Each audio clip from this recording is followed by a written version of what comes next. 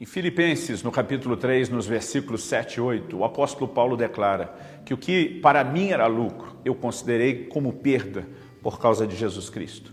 Ele chega a afirmar, por causa da sublimidade, do conhecimento de Cristo Jesus, meu Senhor, considerei todas as coisas como perda.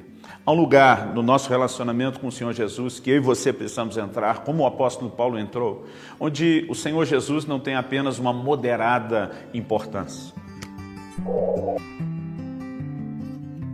C.S. Lewis fez a seguinte afirmação: o cristianismo, se é verdadeiro, tem infinita importância. Se é falso, não tem nenhuma importância. E ele conclui dizendo que ele não pode é ser de moderada importância. Eu quero declarar a mesma coisa, não apenas em relação ao cristianismo, mas a pessoa de Jesus, quem ele é e o que significa para as nossas vidas. Eu e você precisamos entrar nesse mesmo lugar que o apóstolo Paulo entrou, onde todas as outras coisas perdem a sua importância, onde todas as outras coisas perdem o seu valor, diante do valor que o Senhor Jesus de fato tem para mim e para você.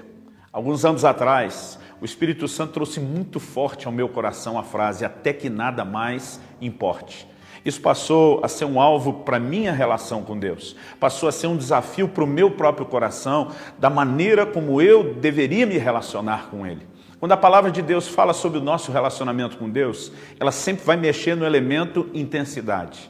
Por exemplo, a Bíblia não diz apenas que a gente deve amar a Deus, mas Jesus classificou o maior mandamento da seguinte forma: amarás ao Senhor teu Deus de todo o teu coração, com toda a tua alma, com todo o teu entendimento, com todas as tuas forças. Jeremias, o profeta, declara da parte do Senhor: buscar-me-eis e me achareis quando me buscardes de todo o vosso coração.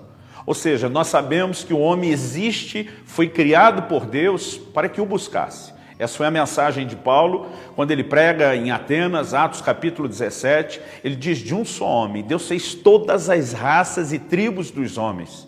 Uma clara referência a Adão.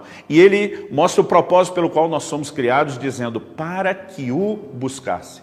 O homem foi criado, existe para buscar a Deus. No entanto, se ele quer ser bem-sucedido nessa busca, se ele quer ter resultados, se ele quer de fato alcançar a Deus, ele precisa entender a importância não só da busca, mas da intensidade. Por isso, através de Jeremias, Deus diz: buscar-me-eis e me achareis quando me buscardes de todo o vosso coração.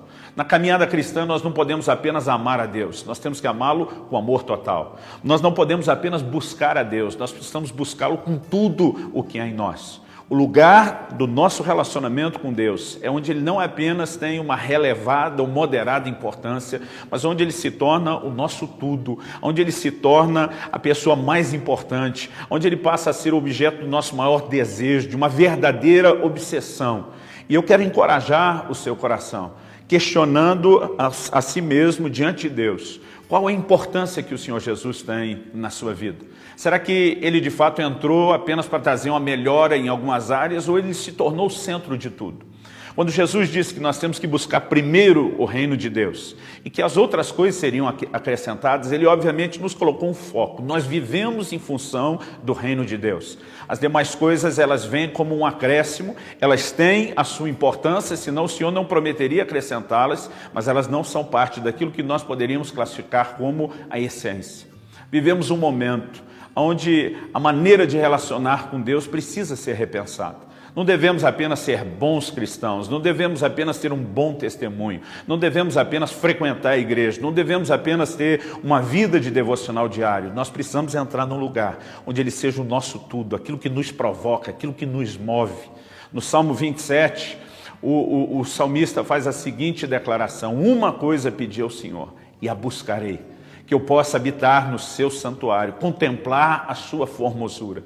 Ele faz daquela uma coisa, a coisa mais importante da sua vida, justamente o relacionamento com Deus. Podemos aprender também naquela conversa do Senhor Jesus com Marta e com Maria. Uma se assentou aos pés do Senhor, Maria. Marta, no entanto, correndo, obviamente com uma boa intenção, querendo agradar Jesus, ser boa anfitriã, recebê-lo da melhor forma possível na sua casa. Eu creio que qualquer um de nós, colocando no lugar de Marta, entenderia a preocupação dela. Mas a sua boa intenção não foi suficiente. O Senhor Jesus diz: Marta, Marta, você está distraída com muitas coisas. E diz, no entanto, poucas coisas são necessárias, ou mesmo uma só. Ele aponta para Maria e diz: ela escolheu a boa parte e essa não lhe será tirada. Vamos pensar. Em termos de filosofia de vida, na ótica cristã, Jesus diz que uma coisa realmente é necessária, uma coisa realmente importa, e é buscarmos ao Senhor. A palavra de Deus não apresenta um estilo de vida alienado. A Bíblia não diz para a gente deixar de viver de uma forma natural na terra. Não diz que eu e você não podemos mais, por exemplo, trabalhar para orar noite e dia sem cessar. A Bíblia diz que quem não trabalha também não coma. Mas ela mostra que apesar de vivermos uma vida natural, o nosso coração precisa ser obcecado por Ele, pela pessoa dEle. O que deve mover a mim e a você no dia a dia, essa santa, essa bendita obsessão pela pessoa do Senhor Jesus. Não apenas de tê-lo um dia encontrado, mas conhecê-lo na plenitude, como Paulo diz em Filipenses 3. Ele diz, eu não julgo ter alcançado tudo. Ele mostra que ele podia crescer, ele poderia avançar no seu relacionamento com o Senhor Jesus. Ele diz a sublimidade desse conhecimento, de conhecer mais do que eu conhecia até agora, de fortalecer esse relacionamento, faz com que qualquer outra coisa que antes era importante, deixe agora de ser importante, perca completamente o seu valor. O desafio para o meu e o seu coração é chegarmos a este lugar. Anos atrás, eu creio que foi na entrada do ano de 2008, eu me propus a buscar Deus de uma forma como eu nunca tinha buscado. Decidi que eu iria orar, ler a Bíblia, jejuar de uma forma como eu nunca tinha feito. E eu posso dizer que eu quebrei todas as marcas dos meus recordes, se é que a gente pode falar disso, em termos de práticas espirituais. Decidi que eu começaria o ano fazendo um jejum de 3 semanas só na água. Eu nunca tinha jejuado tanto tempo, não dessa forma, com essa intensidade. Decidi que eu ia ler a Bíblia várias vezes aquele ano e cheguei a ler a Bíblia 2 vezes num mês só, dentro daquele ano. E tudo isso foi por conta de uma disposição de dizer, eu quero buscar mais ao Senhor. Mas foi justamente depois desse jejum, foi justamente depois de estar quebrando essas marcas, que um dia o Senhor me confrontou. E Ele me disse que a única coisa que eu havia melhorado, de fato, era a minha performance, não o anseio do meu coração por Ele.